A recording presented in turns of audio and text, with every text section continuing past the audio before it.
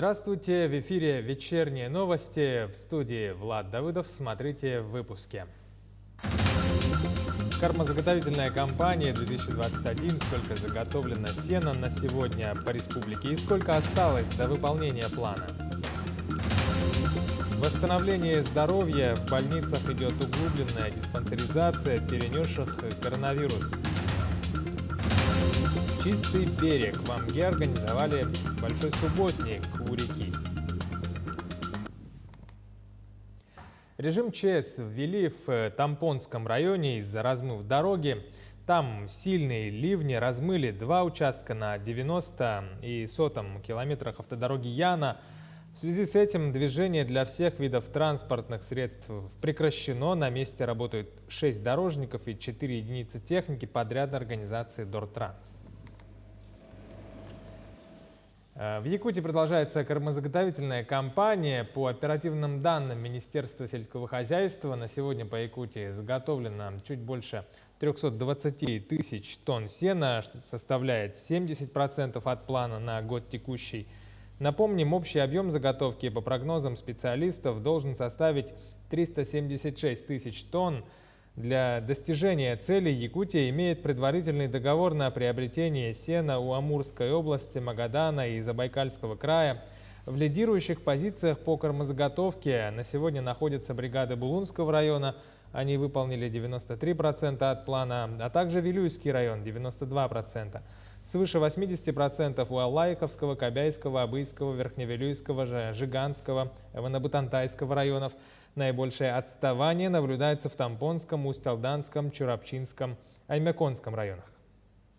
Хотел бы далее отметить сегодня ситуацию в Бескуле. Министерством сельского хозяйства из резервного фонда направлены средства пострадавшим от пожара в селе Бескуль в размере 59 миллионов рублей, в том числе все пострадавшие личные подсобные хозяйства и организационные формы хозяйства. Поэтому принимаются все меры по ликвидации ситуации от пожара. Далее прорабатывается вопрос с рядом районов, в том числе Вилюйским, Верхневилюйским районов, по поставке сена в данное муниципальное образование.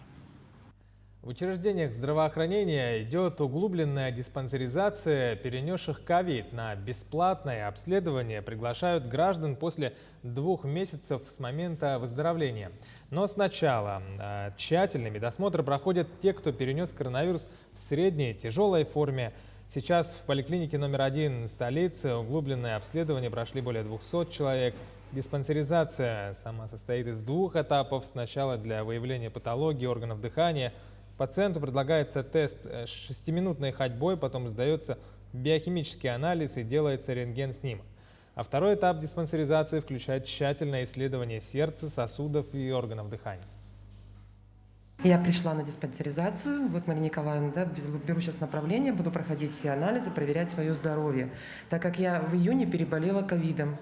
Но ковид у меня прошел почти бессимптомно, потому что у меня проставлена вакцина. Я проставила и первую, и вторую. Сейчас вот нашла время, прибежала для того, чтобы проверить свое здоровье более углубленно. Этот кабинет забора анализа крови, отделение профилактики, он работает с 8:30 до 11. В порядке где-то 25-20 человек проходит в день. Я беру постковидных и диспансеризацию. Постковидные сдают биохимию, общий анализ крови и на гемостаз. Плюс к этому могут добавить и фаноковид, на антитела сдают, онкомаркеры, гепатит, ВИЧ и другие. За минувшие сутки в Нюрбинском районе выявили 3 новых случая заболевания коронавирусом. Выздоровели в районе 7 человек за сутки. В настоящее время продолжают лечение 114 больных, в том числе в Нюрбинском районе на амбулаторном лечении находятся 64 пациента, из них 20 детей, а на стационарном лечении 35 пациентов.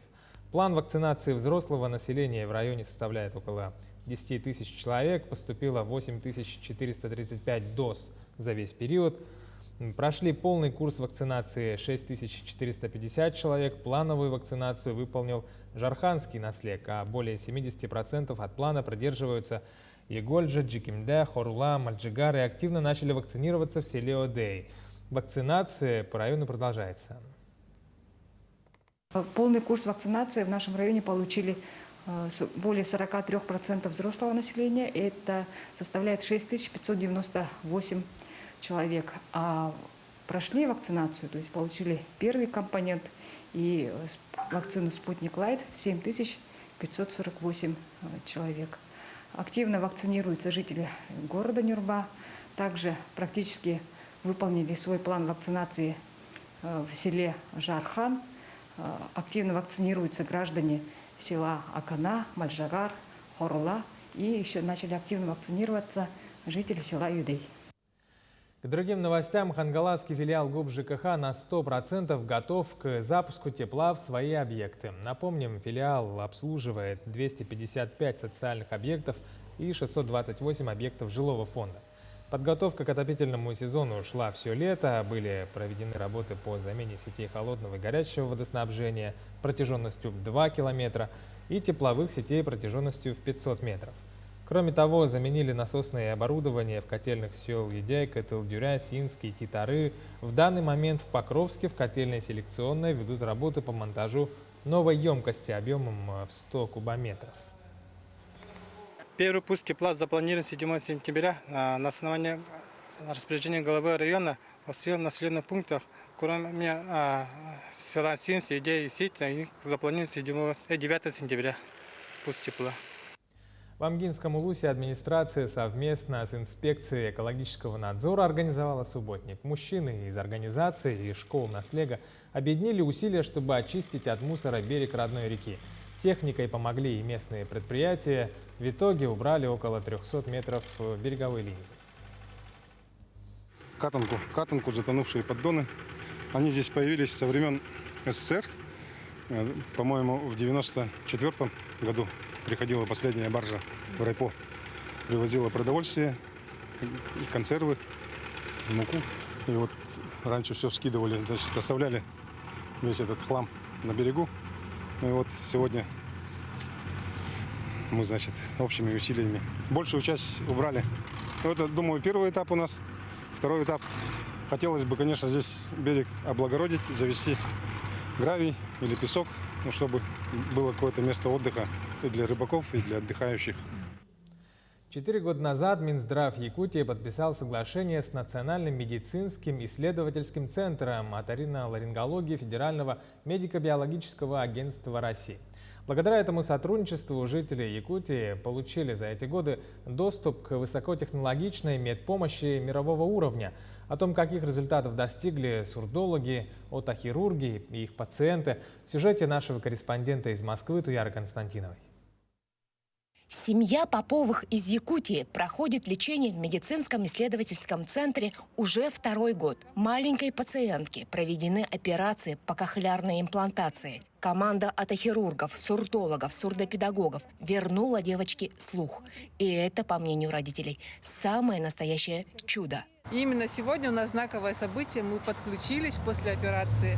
Нам выдали этот аппарат, и ребенок теперь слышит 2 ушами. Это просто для нас сегодня тоже большой праздник. У нас просто благодарность до небес. Несмотря на множественные нарушения, у нас есть большой прогресс. Ну и мы продолжаем еще работать, работы много.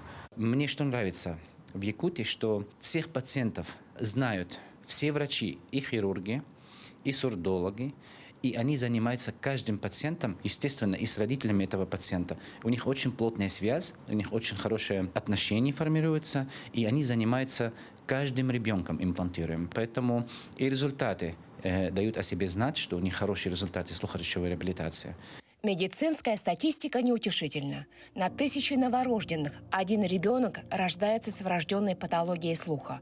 В Московском центре оториноларингологии ежегодно оперируют порядка 30-40 детей из Якутии с полной глухотой и высокой степенью поражения слуха. 10-15 пациентам делают ювелирные микрохирургические операции в Якутске под руководством лучших отохирургов страны. Идет процесс развития. В общем, отохирургии в принципе в Республике Якутия.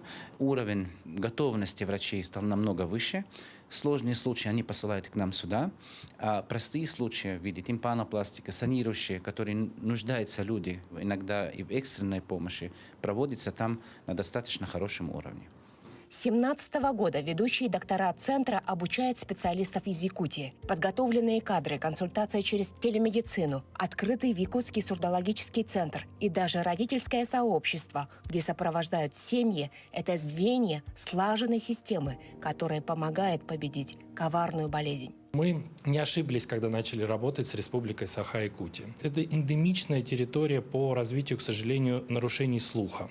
Это связано и с острыми воспалительными заболеваниями ввиду климатических особенностей региона, но и с генетическими особенностями связано. При адекватной реабилитации, серьезному подходу родителей, специалистов, своевременному выявлению диагноза можно успешно реабилитировать ребенка, и он пойдет в массовую школу, а также поступит в высшее учебное заведение. Совместно с якутскими коллегами Центр современной отохирургии в ближайшее время запускает уникальную программу сурдологической помощи и реабилитации пожилых людей с нарушениями слуха по международным стандартам. Туяра Константинова, Джор Березкин, Москва. В День знаний 1 сентября в большинстве районов Якутии ожидается теплая погода. Так, днем на южной территории республики температура воздуха составит плюс 18, плюс 23 градуса, на юго-востоке 22-27, на северной части 5-10 градусов. В Якутске завтра ожидается также теплая погода без осадков.